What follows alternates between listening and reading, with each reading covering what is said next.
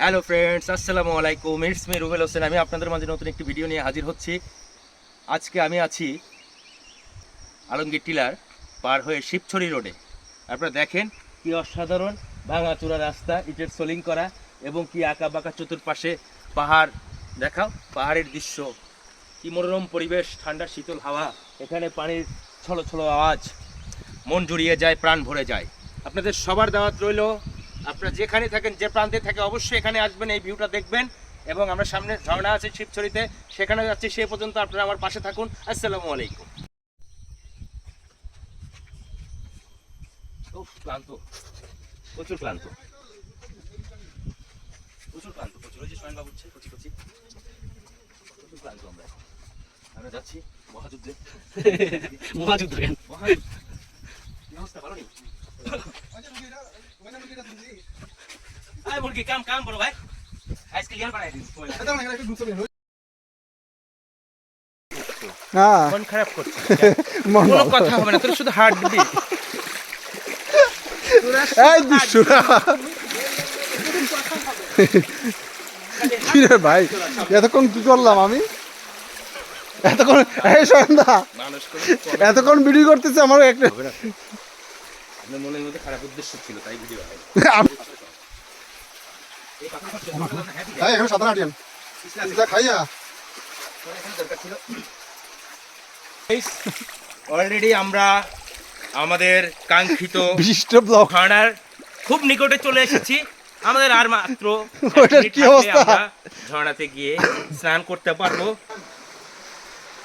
বন্ধুরা দেখেন, আমাদের মাস্টার সাহেব, assistant teacher of primary school, দেখেন ওনার কত ক্লান্তি শরীরে, জুতাটাও ধরে রাখতে পারছে না। দেখেন কি অসাধারণ। এই যে আমরা প্রায় বলছি 1 মিনিট লাগবে, ঠিক 1 মিনিটের মধ্যে আমাদেরকে আস্তে আস্তে এই যে আমাদের আরেক ভাই আসছে, প্রায় এই খাল ধরে আমরা প্রায় 2 কিলোমিটার।